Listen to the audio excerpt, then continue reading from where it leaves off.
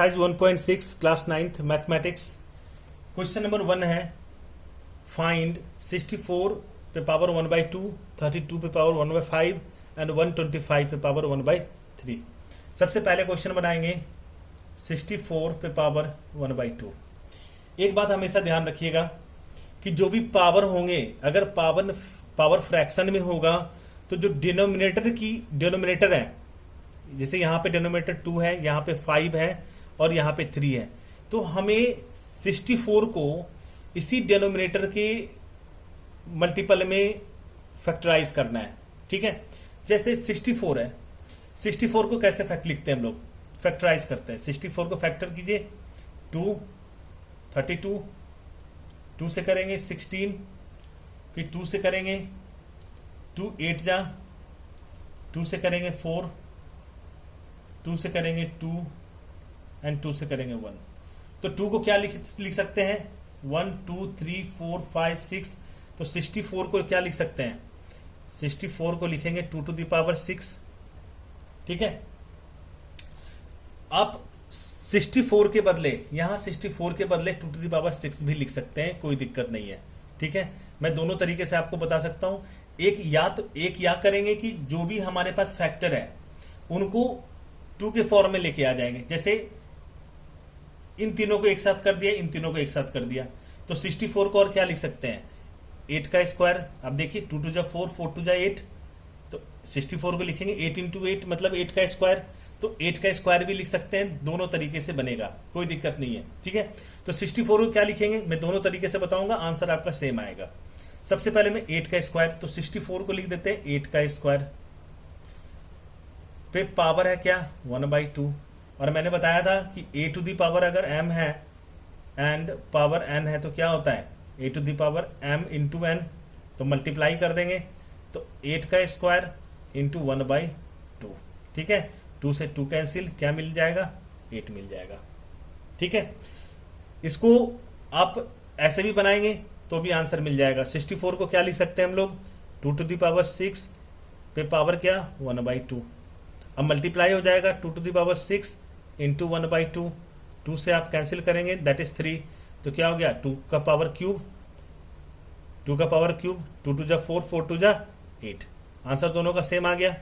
ठीक है, next question है 32 to the power 1/5।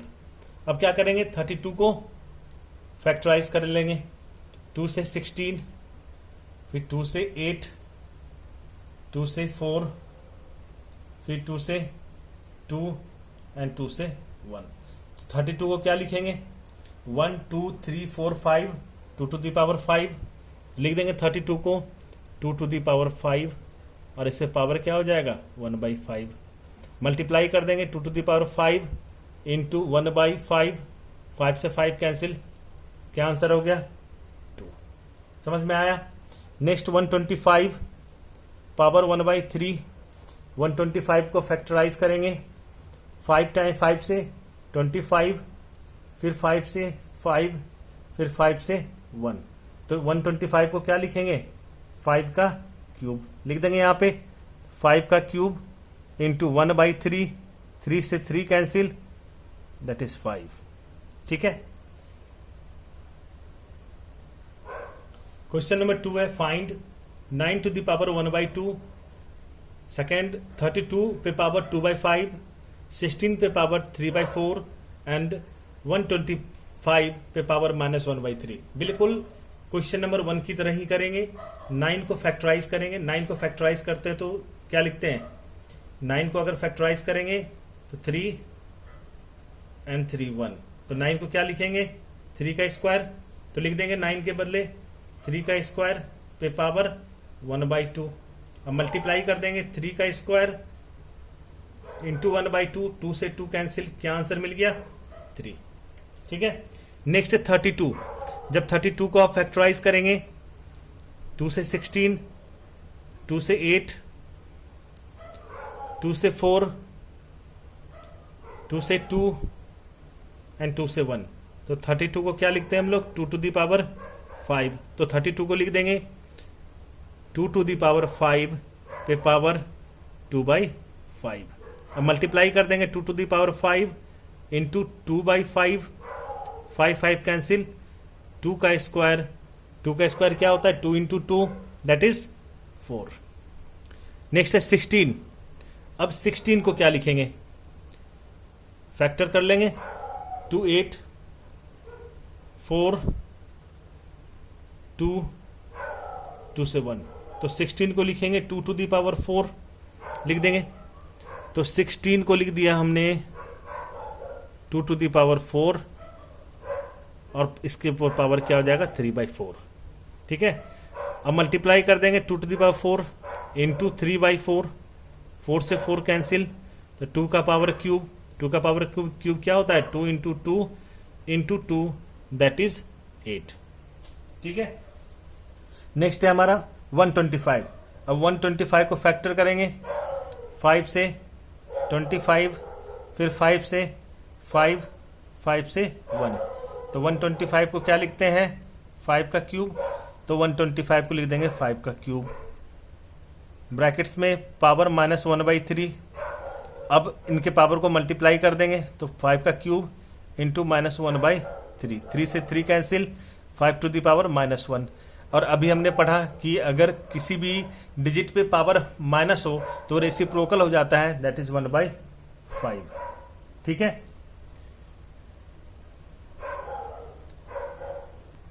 Question number 3 है सिंप्लीफाई। सबसे पहला क्वेश्चन बनाते हैं, 2 to the power 2/3 into 2 to the power 1/5। हम जानते हैं कि अगर a to the power m होता है into a to the power n होता है तो पावर क्या हो जाता है, एक्सपोनेंट क्या हो जाता है, प्लस हो जाता है a to the power m plus n। कब, जब बेस बराबर हो। ठीक है, तो यहां पे हम देख रहे हैं कि 2 टू दी पावर 2/3 है एंड 2 टू दी पावर 1/5 है, तो दोनों में बेस क्या है 2 है, तो बेस बराबर है, तो इनके पावर क्या हो जाएंगे, ऐड हो जाएंगे। 2 पावर को ऐड कर देते हैं, 2/3 प्लस 1/5।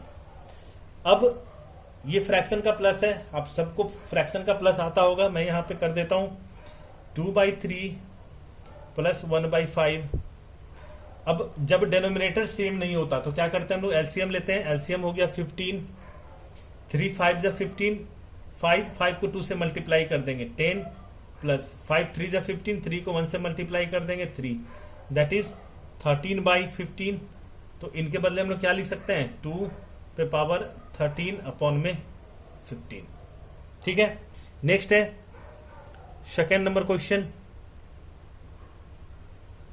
1 पे power 1/3 to the power cube and whole power 7।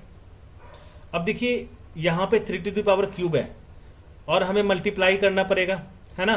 जब a to the power n, मतलब आप ऐसे समझे a टू द पावर अगर m हो और n हो तो क्या करते हैं हम लोग, a to the power m into n कर देते हैं, मल्टीप्लाई कर देते हैं।